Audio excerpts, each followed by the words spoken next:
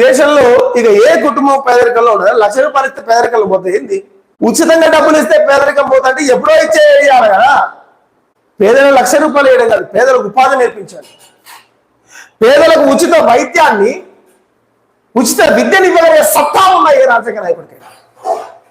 లక్షలు ఇస్తారట, లక్షలు. ప్రైవేటు యాజమాన్యాలను తీసి గవర్నమెంట్ చేసే సత్తా ఉందా? గవర్నమెంట్ స్కూల్స్ ని కార్పొరేట్ స్కూల్స్ తో దానికి తగ్గట్టుగా నడపగలిగే సత్తా ఉందా గవర్నమెంట్ దగ్గర? ప్రభుత్వ హాస్పిటల్స్ ని ప్రైవేట్ హాస్పిటల్స్ లాగా, ఒక యశోద హాస్పిటల్ లాగా, లేకపోతే ఒక నిమ్స్ హాస్పిటల్ లాగా గొప్పగా, ఎందుకంటే గవర్నమెంట్ ఏమో కిమ్స్ లాగా, ఇలాంటి పెద్ద పెద్ద హాస్పిటల్స్ లాగా గవర్నమెంట్ హాస్పిటల్స్ తయారు చేసే సత్తా ఉందా? 1,00,000 రూపాయలు ఇస్తున్నారు, 1,00,000 రూపాయలు. పేదలను ఇంకా పేదలను తయారు చేస్తున్నారు మీరు కదా ఇలా పథకాలు ఇస్తూ. మోదీ హయాంలో పేదరికం పెరిగింది, మీరేం చేస్తున్నారు? ఈ పేదరికాన్ని ఇంకా పెంచుతున్నారు. ఈ 1,00,000 రూపాయలు ఇస్తే ఏం జరుగుతుంది? ఏం జరుగుద్ది?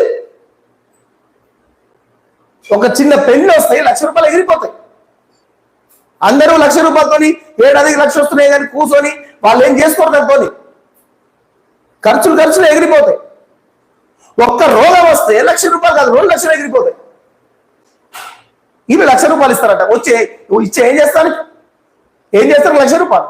పేదరికంలో ఉన్న వారికి 1,00,000 రూపాయలు ఇస్తే జీవితాలు మాత్రం ఎవరు చెప్పిండండి మీకు? ఏ నివేదిక చెప్పింది? 1,00,000 ప్రజలకు పేదగా ఉచితంగా ఇస్తే 1,00,000 ఇస్తే పేదరికం పోతుంది. ఏ నివేదిక చెప్పింది మీకు? ఈ రోజు పేదలు ఎంతో ఇబ్బంది పడుతుంటాయి, ఎంతో అగమ్యగోచరంగా వాళ్ళ జీవితాలు ఉంటాయి.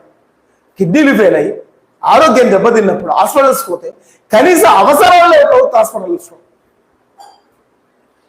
ఈ 70 హాస్పిటల్స్ పెట్టరాదండి, ఈ 70 విద్యకు పెట్టరాదండి. ఈ రోజు పేదవాడు కూడా ప్రైవేట్ పాఠశాలకు ఎందుకు వస్తున్నాడు? పేదవాడు కూడా ప్రైవేటు వైద్యానికి ఎందుకు వస్తున్నాడు? దీన్ని ఎందుకు ఆలోచించారు? వీళ్ళు 1,00,000 రూపాయలు ఇస్తాడు, 1,00,000 రూపాయలు. కనీసం ఎంతసేపు మీరు రాజకీయాలు చేయండి ప్రజలతోని, ప్రజల సంక్షేమం మీకు పట్టదు. ఎంతసేపు రాజకీయాలు చేయండి. నరేంద్ర మోదీ చేసింటూ సరే అయిపోయింది అనుకున్నాం. మీరు చేసేది ఏముంది మరి?